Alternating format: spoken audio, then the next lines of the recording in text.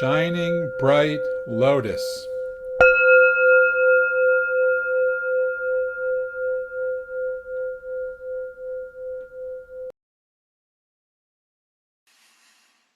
Thank you, and welcome everyone.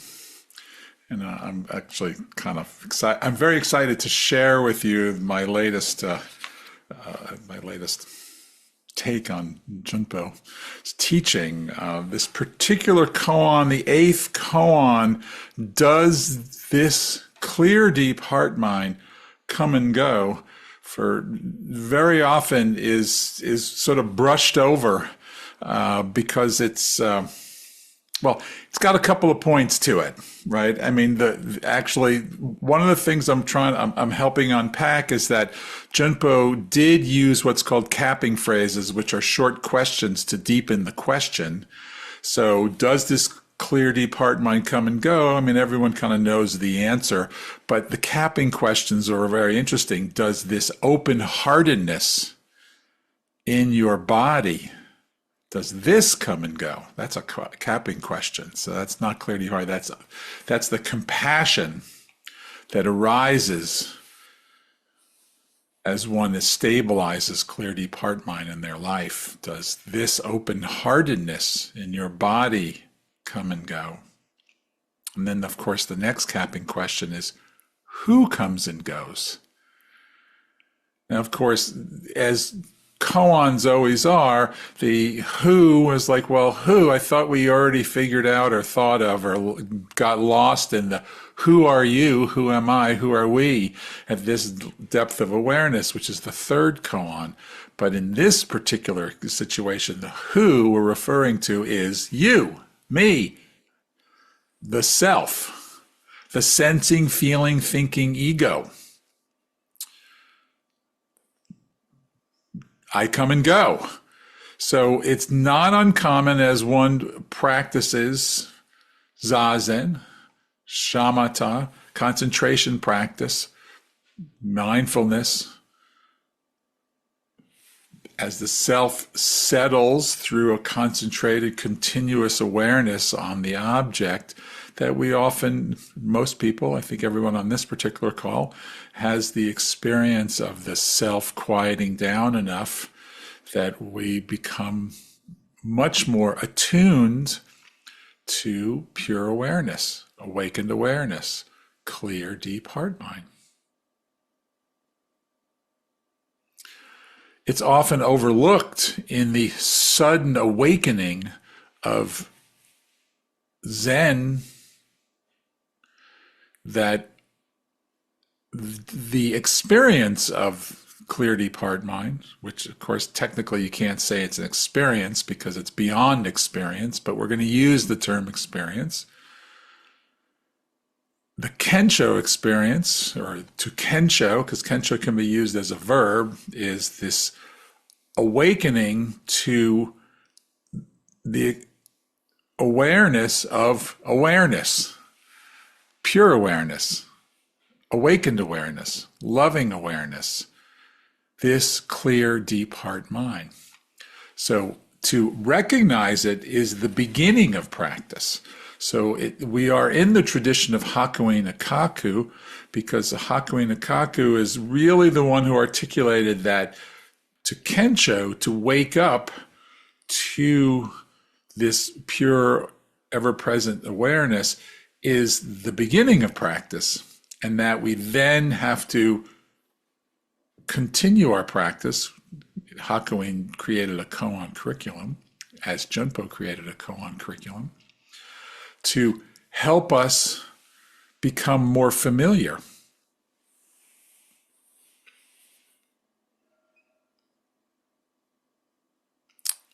Interestingly, the who, the self, the ego, has a lot to do with what's going to happen next. So we can kind of have this fantasy that if we just sit down there, don't move, stifu, and practice concentrating, which is actually pretty much the basic Zazen perspective, we'll eventually sandpaper away the ego's so that we can have this sort of metaphorical delusion of being in some sort of awakened state that we can walk around and in. However, it turns out that the who we are continues to show up and get in the way. And it's not enough to bypass it by sandpapering it away with a concentration practice. We need to learn to understand ourselves and to actually grow ourselves so that we can more stably abide in awakened awareness.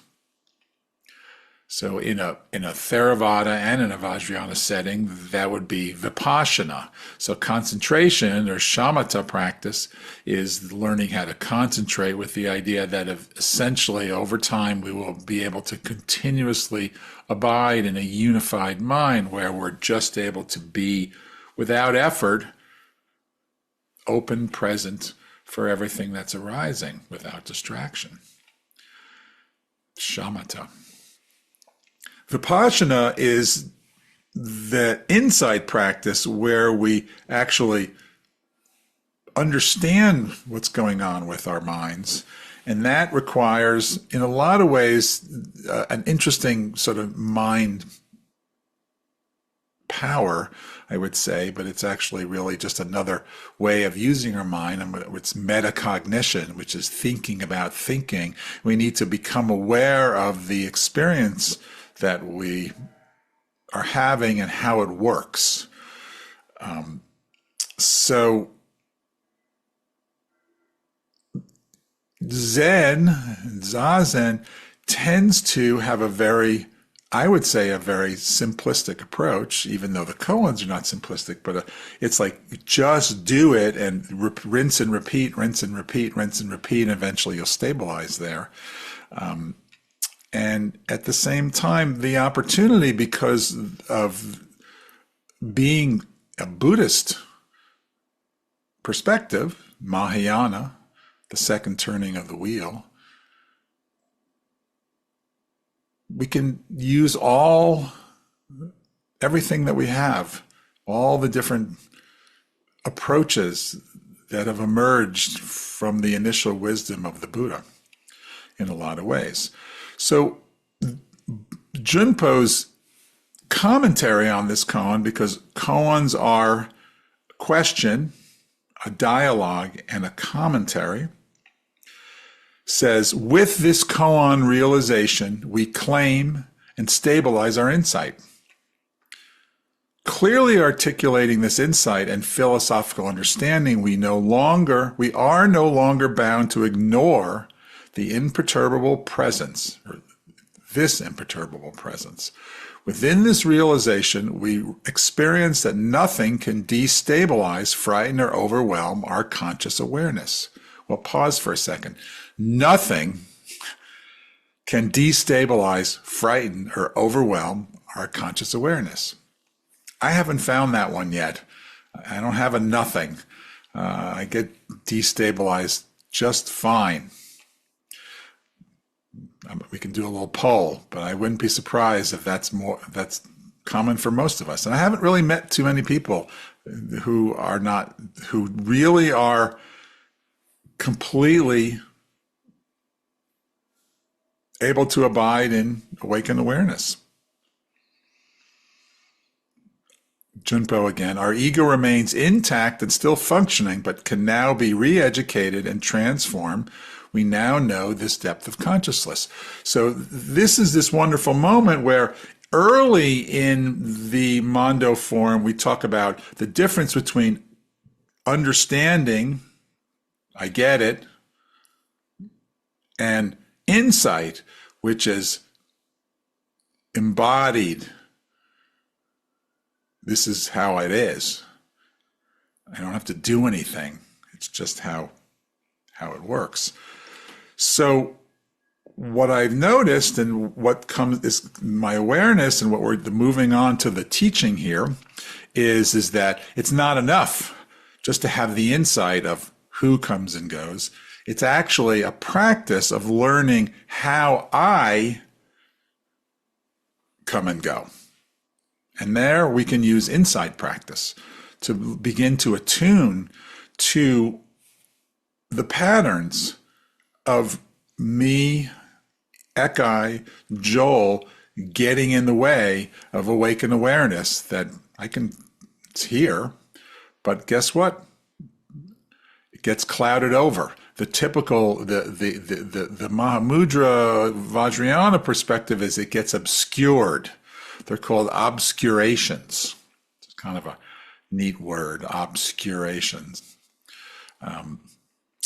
Well, turns out that to me, this is an opportunity to go back to one of Buddha's seminal teachings. It's called the Five Hindrances.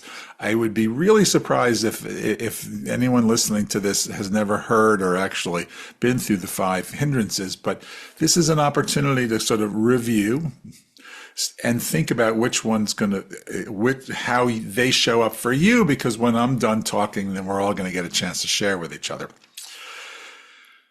The Five Hindrances were originally written up in the Pali Canon in the Samyutta Nikaya, which means it was an important discourse.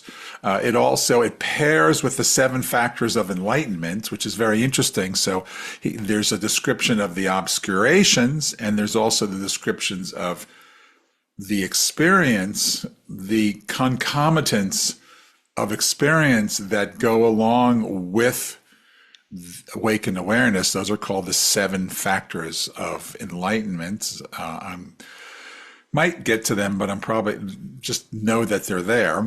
The 5 hindrances, and the order is changed from the way it's traditionally taught, is laziness and lethargy. And I say laziness and lethargy, interestingly, because the actual Pali word Thinda Mida is for both. It actually is. This is on a translation thing. You translate the word as those 2 terms. It's a little bit like shin in Japanese translates as heart mind. Shin is heart mind because that's the Japanese concept that the heart mind are one. And so in the Pali, laziness and lethargy are one term, but for us at 2 terms. So that's the first hindrance. The second hindrance is doubt. Third hindrance is aversion, which is often described in the traditional literature as hatred. But I think hatred is a more extreme version, or ill will as aversion. So we're going to use that particular one. There's agitation, which maybe we should substitute electronic phone addiction for agitation or overstimulation, but let's not judge ourselves too harshly, since it's I've learned recently that the average American checks their phone 352 times a day. Okay, there's a thought for you. Anyway, agitation and desire. Okay, laziness and lethargy, doubt, aversion, agitation, and desire.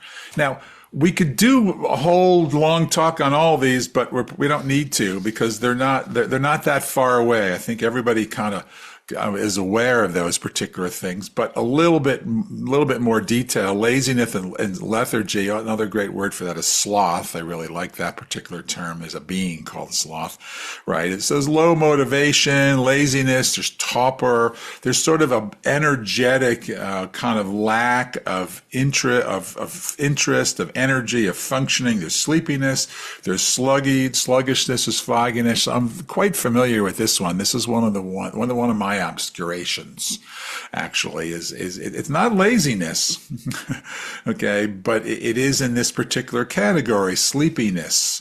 They're away because awakened awareness is bright, right? And dullness and sleepiness is definitely obscures the experience, okay? The second one is aversion, doubt.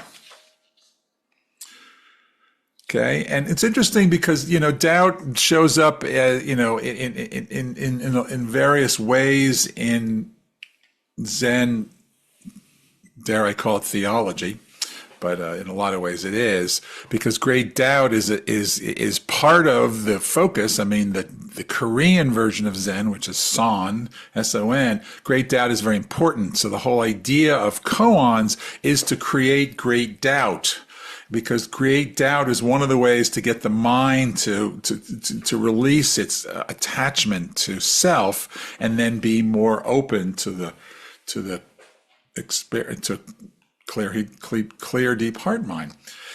That's a slightly different kind of doubt. This is the doubt that gives up before one gets to the end of the race. This is the doubt that basically is kind of skeptical. This is the doubt that basically is just like, well, this isn't my cup of tea. I'm going to go try a different teacher. I'm going to go try, I'll do it this way. It never quite sticks with anything because the things aren't quite good enough, right? And it's not quite aversion, but it's like, this isn't quite it. Right. And so in a lot of ways, this particular one, the overcoming is really to repeated, sustained attention, right? And actually setting attention. So you notice in our form, we have very early on motivation and intention to remind ourselves our motivation to practice. And that way we're overcoming any kind of doubt.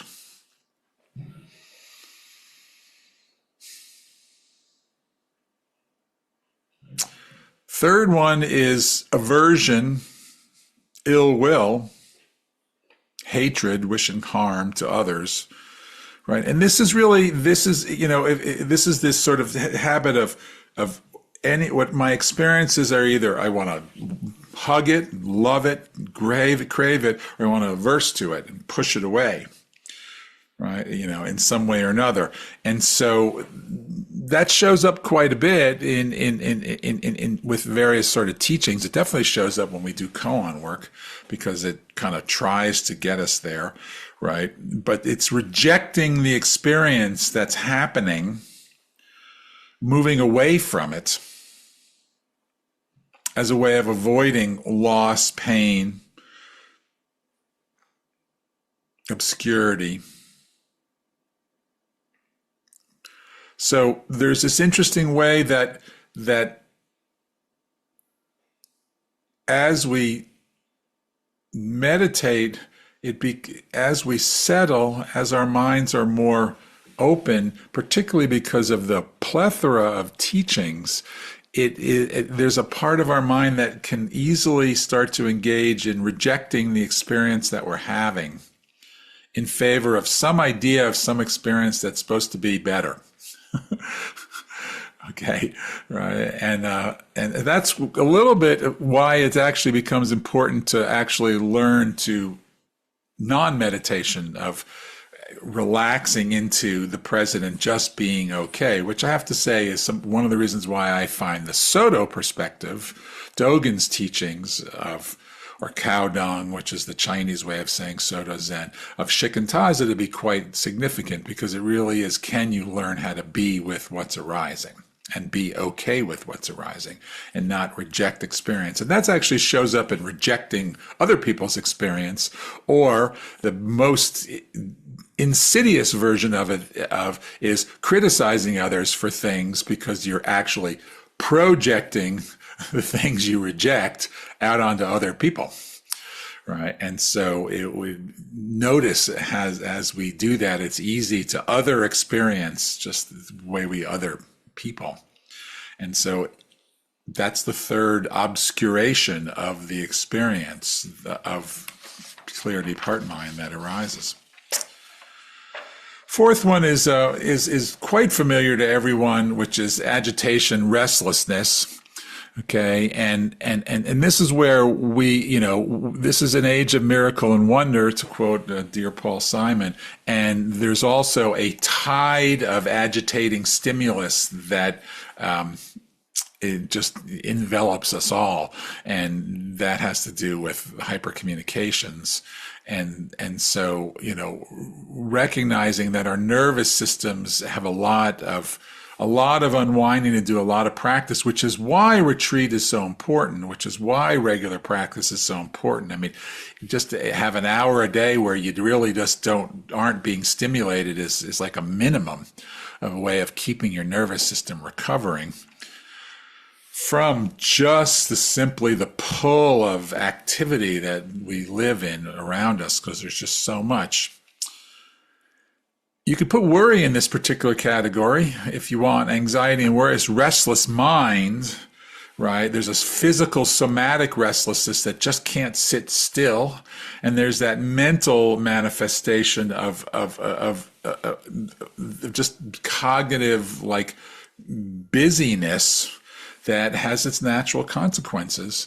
And once again, that concentration practice really is the antidote to this. But it is true that agitation and this will settle naturally over time. We in the instructions you learn to settle more. If you lengthen your breath, you can close your eyes to settle the mind if it's too busy. But as we become more stable in clear, deep heart mind, one of the 7 enlightenment factors, meditative joy, that sort of sweetness that arises naturally when one in the experience has a calming effect. It's almost like a balm, right? So as we get farther along, in general, restlessness is not so much of an issue for us. But the last one, which is desire or craving, well, that's kind of like the basic structure of being, to want things, to crave pleasurable sense experiences. And, have you ever met anyone who finds meditation boring? Okay, sure, it's boring. That you're measuring up the meditative experience against pleasure, as opposed to neutrality of just simple quiet. And that's the same thing. So as we become more comfortable being with the present moment without needing to cling to it, without needing to love it, desire it, or push it away, just be with it, which is equanimity, is the, upekkha is the fancy term for, or the Pali term for that, it happens with unification of the mind. So desire will naturally settle.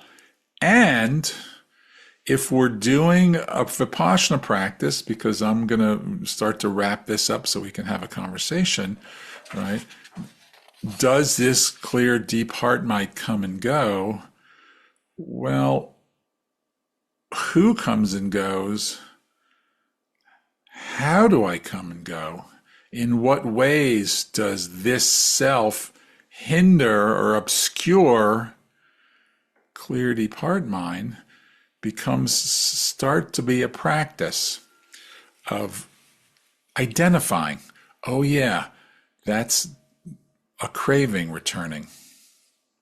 That's a craving. Oh, that's a restlessness of not being with the moment. I notice that particularly with quite a bit with the cell phone. It's like when I often in transitions, which are interesting because you can think of transitions as bardos if you like. I mean, we think of bardo as a transition from life to death, but you can also think of transition as waiting online at the supermarket, or waiting in a doctor's office, or getting ready to go to bed, right? Clear, deep heart mind is so wonderful and blissed out. Why can't I just sit here? Just be with it. What's so interesting about checking my phone or finding out who got bombed today, or whether the market's going up or down, or whatever is going on? So starting to notice that particular patterns, right, of which are my favorite clouds, of which, and actually then I can be familiar and say, oh yeah, that's that cloud again. And then I start to have a real choice. And so then we're deepening and doing more work with does this clear, deep heart mind come and go, we're actually starting to unpack and have more insight about the way this person comes and goes, and we can start to incorporate that understanding. And then we will naturally continue to stabilize our experience. And then it will start to be true with this real realization. Junpo again, we experience that nothing can destabilize, frighten, or overwhelm us, our conscious awareness. Or we can recognize what gets in the way, and therefore we have much more skillfulness, upaya, in our training. Because in a lot of ways, I mean, Dogen's the one that kind of says training never stops, right? And then Hakuin says, well, waking up is the beginning, but then we have we need to do post-awakening training. And so the eighth koan is actually an important practice. It's a different practice than the emotional koan practice. And if you want to merge those two things together, you start to notice which emotions obscure so regularly. And because that's something that easily happens. And that offers you an opportunity to do some more insight work into the nature of the emotion. And that's koan work, but that's also a deeper style of healing where we start to really recognize how the sort of karmic conditioning that arose through our historical, as Junpo would say, that allowed this person to get so attached to that emotional structure. Okay, I think I'm at the end, and it's a good time for me to, so in review and in summary, the eighth koan, does this clear, deep heart mind come and go? The opportunity of this particular koan is to recognize that we can learn to have a vipassana-like practice with this person. Each one of us is obscurations are coming and going. The simple map that came from Shakyamuni Buddha in the Pali Canon are the five hindrances, which is the first one is laziness and lethargy. Second is doubt. The third is aversion. The fourth is agitation. And the fifth is desire. And we can start to see which of these and how these show up. And that allows us to actually have more insight and have more choice in how we begin, and we ongoingly deepen our own recognition of this ever-present living divine mystery. So I thank you for listening.